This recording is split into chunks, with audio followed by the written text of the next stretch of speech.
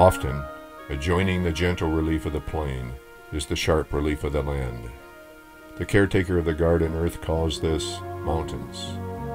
Without mountains, there cannot be valleys. It is the valleys nestled within the mountains that permit the caretaker to cultivate a subsistence. It is the mountains that help to redistribute the water so some places can be dry and other places can be temperate or wet. The caretakers of the garden find ways to live in each of these places.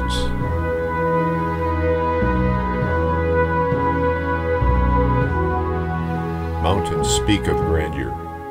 They also speak of harshness. They are a land of great contrast. Somewhere around 9,000 to 12,000 feet above sea level, trees cannot grow well. The wind, cold, lack of nourishing soil, shortness of days and seasons all keep the trees submissive. Only a limited number of vegetation types survive, and most of them are low-growing. But it is here, at these great elevations, that snow and rain begin a trickle.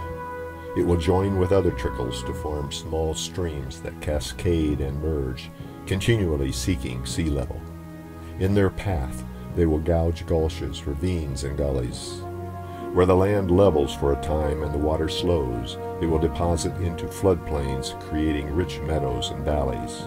It is at these places the creatures of the garden can find their subsistence. Eventually, the trickle become rivers of water continuing a quest for sea level. The rivers go by names: the Arkansas, the Mississippi, the Colorado, the Missouri, the Columbia, the Platte, the Rio Grande, the Ohio, the Snake, the Penobscot, the Suwannee. As they pursue sea level, they leave behind canyons, bluffs, and gorges called by names: Grand, Black, Council, Bryce.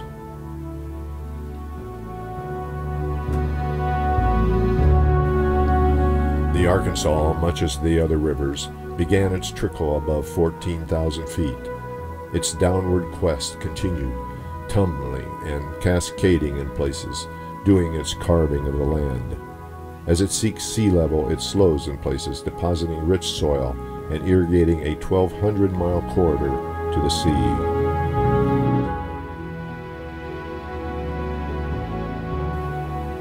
The mountains cause these things. They are instruments of creation, part of the garden.